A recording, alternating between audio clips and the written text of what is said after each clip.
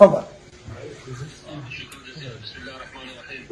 الاخوه لاعبي المنتخب الوطني، الابطال، الكابتن، المدرب، الاداريين، الفنيين، السلام عليكم ورحمه الله وبركاته. مبارك عليكم تروسنا، يعني دائما انتم ترسمون البسمه والفرحه بين ابناء شعبكم في هذه الظروف اللي الناس كلها سفرت امام التلفزيون.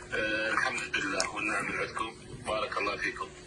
انا عندي ثقه كبيره انه هذا المنتخب بهذه الروحيه بهذا اللعب فعلا اكو منتخب واعد راح يعيد العراق الى مكانه الطبيعي. ان شاء الله. كونوا واثقين انتم بالاتجاه الصحيح، ما دام تكونوا بهذه الهمه، بهذه الغيره، بهذا اللعب بصيغه الفريق الواحد وبالتزامكم بخطه وتوجيهات المدرب.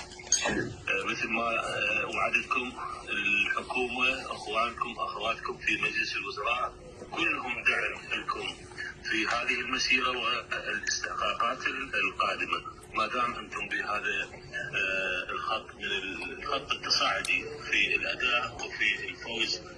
منتخب اليابان منتخب قوي، وحتى مباراتكم الاولى كان ايضا الاداء لله الحمد متميز. ان شاء الله بنفس المستوى، وموعدنا بالمباراه النهائيه اللي ان شاء الله راح احضر وياكم هذا الاستحقاق.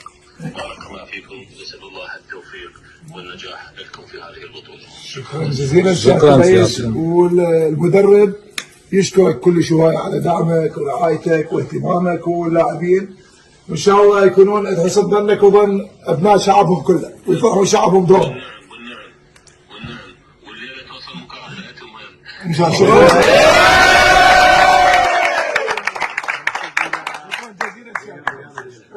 اشكرك جدا. مع السلامه.